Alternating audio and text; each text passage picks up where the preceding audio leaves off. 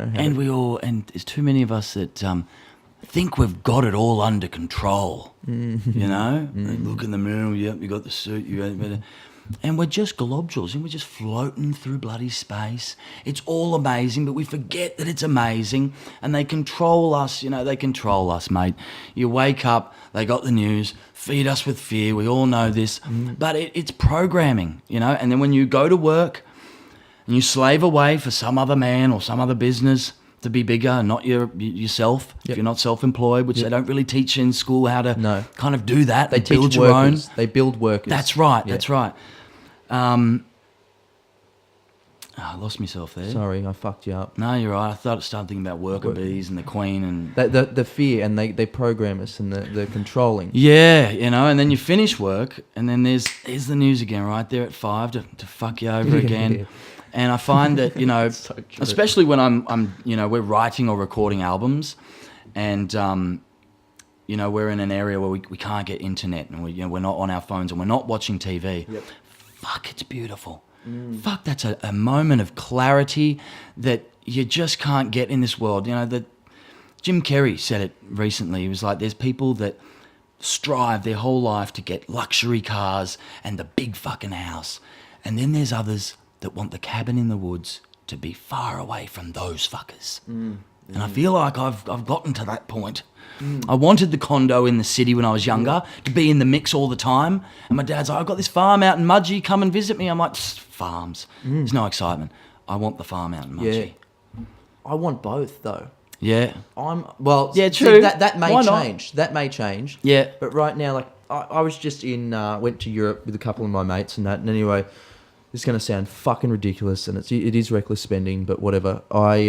I had these eyes on these pair of Gucci shoes, and I was like, fuck, I want these pair of Gucci shoes, right? Sure, all right. I understand, though, where that thought's coming from. Yes. I know that's the materialistic mind. Here I am, I'm spending every week fucking preaching fucking kumbaya and shit like that. That's and then over fine. here, I'm sitting here jacking myself off going, I need money, right? Yeah. But I want these fucking shoes, right? Anyway, I didn't have much money to go away. I was like, fuck, I'm really going to be skinging it, but whatever, let's go do it. And then this opportunity came up a few days before I went to Europe, right? This is one of these cool little fucking idiosyncrasies that happen.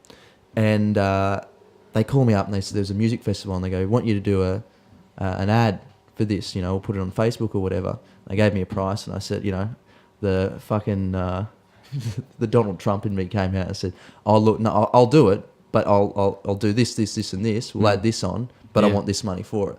And I thought, no, they won't say yes, and, you know, fuck it, whatever, I'll just get the day off. That's what I'm thinking in my head, but at the same time, sort of got my fingers crossed. I think, well, fuck, if I get this ad, then that'll mean I'll get to go and get me shoes that I wanted. And sure enough, they came back and they said yes. I went, fuck yeah.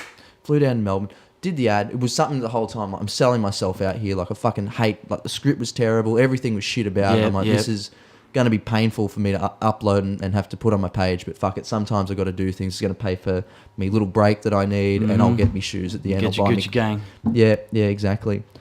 And went down, did it, and then came back, and then they just never emailed me about the ad. Like, they mustn't have put it up, because it had a bunch of different people in it, but I knew the script was shit, and the people that must have commissioned it must have gone, this is shit, we're not putting it up. So I've come away with this nice little cash reward, which nothing ever came from it. And I was like, well, okay, if it is that simple, then maybe I aim too low again. What the fuck am I doing? Spending me time worried about trying to manifest a fucking $1,000 pair of shoes. Yes. So I can get them dirty, or they'll sit in the box because I'm too scared to fucking wear the cunts. Yes. What if I spent that time on a fucking, being happy, or figuring out manifesting happiness in myself? Mate, when I was in primary school, I had a maths test on Friday, and it was Monday.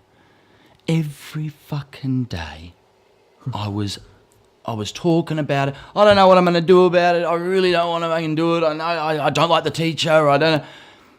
And then Friday came, maths test, boom, did it, and it passed. And my dad said, did you see how you wasted that whole week? Yeah. You wasted Monday to Friday worrying about that shit, and it came and it passed, and you could have been enjoying your life. Yeah. And we just get hung up on things. Yeah. And and think about, you think about people you resent and what you might say to them if they say this to you, and your mind... Imaginary. Forget about I it. know. But we all still do it. That's the thing. And that was sort of You've the got to point of the train story. yourself, right? It's a push-pull thing where you're like, we can say this all the time. We can believe in it, but it's like you've also got to fucking execute on Yes. those thoughts, and it's tough when you Yes. are in this world that you're talking about, where you've got Carl and Lisa fucking telling you about what's happened on Donald Trump episode 365 days, or what's going on over here, or then you're on Twitter, and then you're sitting here and you go, I think it's too much. It is too much.